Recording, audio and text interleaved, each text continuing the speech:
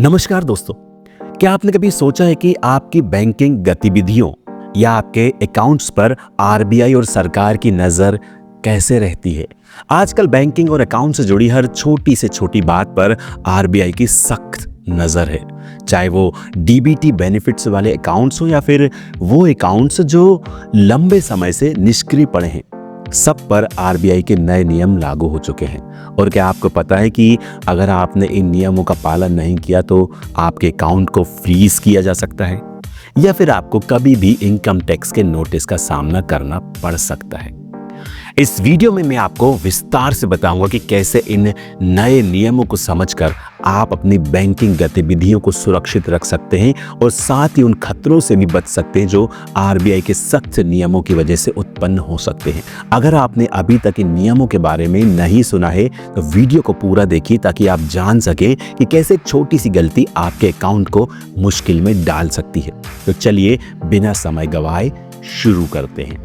आजकल बहुत से लोग बैंक में सेविंग अकाउंट्स खोलते हैं, लेकिन कई बार ये अकाउंट लंबे समय तक उपयोग में नहीं आते। फॉर एग्जाम्पल, मान लीजिए कि किसी व्यक्ति के पास 5 सेविंग अकाउंट्स हैं, जिनमें से केवल 2 अकाउंट्स का इस्तेमाल हो रहा है। बाकी 3 अकाउंट्स में पैसे पड़े हुए हैं, लेकिन उनमें कोई ट्रांजैक्शन नहीं हो रहा। मान लीजिए इनमें से एक अकाउंट में 1 लाख रुपए पड़े हैं और दूसरे में 2 लाख, लेकिन कोई भी लेन देन नहीं हो रहा है। इन अकाउंट्स का इस्तेमाल नहीं किया जा रहा है। अब बैंक ऐसी कंडीशन में इन अकाउंट्स को इनऑपरेटिव यानी कि इनएक्टिव कर देते हैं। जैसा पहले अगर आपका अकाउंट इनऑपरेटिव हो जाता था तो आपको बैंक जाना पड़ता था। आप बैंक में जाते थे, बैंक से कहते थे कि ये मेरा अकाउंट है और ये इनऑपरेटिव हो गया है। बैंक आपको एक फॉर्म देता था जिसे भरकर आप अपने अकाउंट को फिर से चालू करवा सकते थे। लेकिन अब आरबीआई ने नए नियमों की घोषणा की है जो दिसंबर 2024 में आए थे। इसके तहत यदि आपका अकाउंट इनऑपरेटिव हो जाता है और उसमें पैसा पड़ा है तो बैंक उस पैसे को अपने पास नहीं रख सकेगा। बैंक को इसे रिजर्व बैंक ऑफ इंडिया यानी कि आरबीआई के डिपॉजिटर एजुकेशन एंड अवेयरनेस यानी कि डीईए फंड में ट्रांसफर करना होगा। ये नया नियम इसलिए लाया गया है ताकि बैंक्स में क्लीन अप हो सके। आरबीआई का कहना है कि अगर किसी अकाउंट में बहुत लंबे समय से कोई ट्रांजैक्शन नहीं हो रहा है तो बैंक को वो अकाउंट सस्पियस यानी कि संदिग्ध मान सकते हैं। उदाहरण के लिए यदि किसी व्यक्ति का सेविंग अकाउंट है और उसमें लगातार बड़ी राशि जमा हो रही है, जैसे 7 लाख 10 लाख, लेकिन वो व्यक्ति उस अकाउंट का उपयोग नहीं कर रहा है तो बैंक उसे सस्पिशियस समझ सकता है। इस कंडीशन में बैंक उस अकाउंट को इनऑपरेटिव कर सकता है और उस पैसे को रिजर्व बैंक के डीई फंड में ट्रांसफर कर सकता है। आरबीआई के इस आदेश के बाद यदि आपके अकाउंट में कोई पैसा पड़ा है और आपने उसे बहुत समय तक इस्तेमाल नहीं किया है तो बैंक को यह पैसा रिजर्व बैंक के डीई फंड में भेजना ही होगा। अब सवाल ये उठता है कि यदि आपका पैसा रिजर्व बैंक के डीई फंड में चला जाता है तो क्या होगा? इसका जवाब यह है कि आपको अपना पैसा वापस लेने के लिए अपने बैंक में जाना होगा और बैंक से रिक्वेस्ट करनी होगी। बैंक फिर रिजर्व बैंक से आपको आपका पैसा वापस दिलवाने का प्रयास करेगा, लेकिन ये प्रक्रिया, ये प्रोसेस सरल नहीं होगी। यदि आपके पैसे रिजर्व बैंक के डीई फंड में चले गए हैं तो उसे वापस पाने के लिए आपको बैंक्स और रिजर्व बैंक के बीच में कई प्रक्रियाओं से गुजरना होगा। इस प्रक्रिया में बहुत समय और मेहनत लग सकती है, खासकर अगर आपकी जानकारी अपडेट नहीं है या आप समय पर कदम नहीं उठाते हैं। इसलिए ये सलाह दी जाती है कि आप अपने अकाउंट को सक्रिय रखें और उस पर किसी ना किसी तरह का ट्रांजैक्शन करते रहें ताकि वो अकाउंट इनऑपरेटिव ना हो।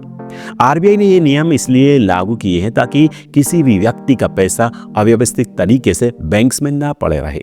ये नियम विशेष रूप से उन लोगों के लिए महत्वपूर्ण है जिनके पास कई बैंक अकाउंट्स हैं लेकिन उनमें से कुछ अकाउंट्स का इस्तेमाल नहीं किया जाता। इसके अलावा ये नियम बैंक्स में धोखाधड़ी और फर्जी गतिविधियों को रोकने के लिए भी है ताकि बैंकिंग सिस्टम में पारदर्शिता और सुरक्षा बनी रहे। अगर आपने कोई फिक्स डिपॉजिट यानी कि एफडी करवाई है तो ध्यान रखें उसके साथ जुड़ा सेविंग अकाउंट भी सक्रिय रहे। बहुत से लोग अपनी एफडी के साथ जुड़े सेविंग अकाउंट्स को छोड़ देते हैं जो कि बाद में इनऑपरेटिव हो जाता है। हालांकि यदि आपने एफडी करवा रखी है तो आपके सेविंग अकाउंट में कम से कम कुछ ट्रांजैक्शन होते रहना चाहिए ताकि वो अकाउंट सक्रिय रहे। आरबीआई ने यह नियम जनवरी 2025 से लागू करने की बात की है। इसका मतलब यह है कि आपको अपने अकाउंट्स का ध्यान तुरंत रखना चाहिए और कुछ ट्रांजैक्शन करते रहना चाहिए।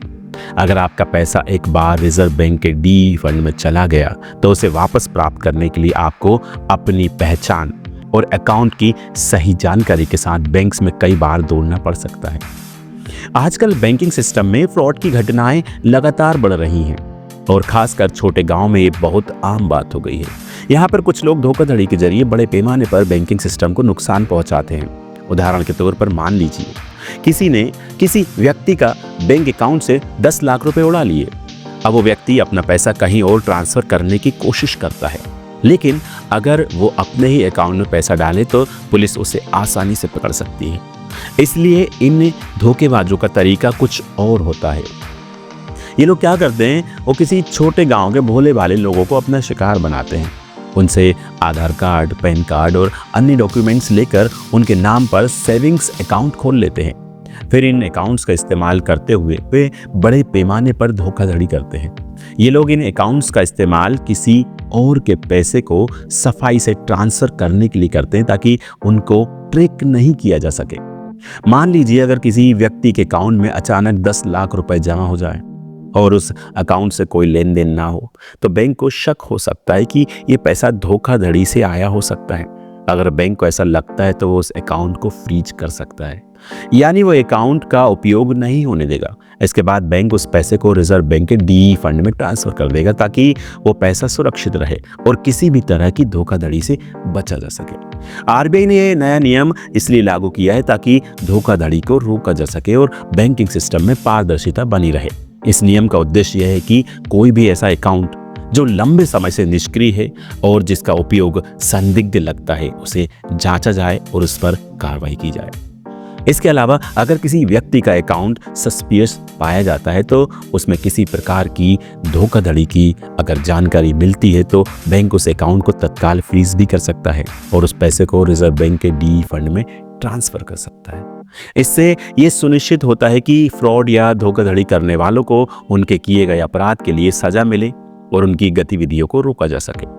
लेकिन ये स्थिति सिर्फ धोखाधड़ी तक ही सीमित नहीं है।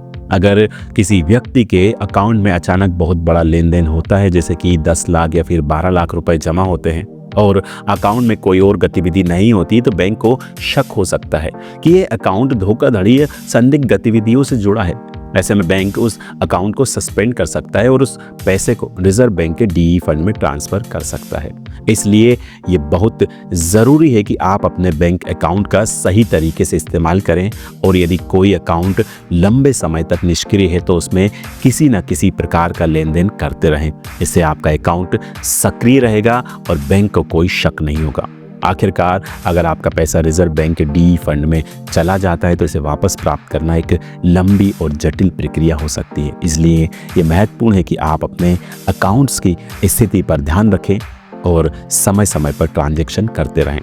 बहुत सारे ऐसे अकाउंट्स हैं जो डीबीटी बेनिफिट्स के लिए खोले गए हैं। डीबीटी का मतलब होता है डायरेक्ट बेनिफिट ट्रांसफ़र।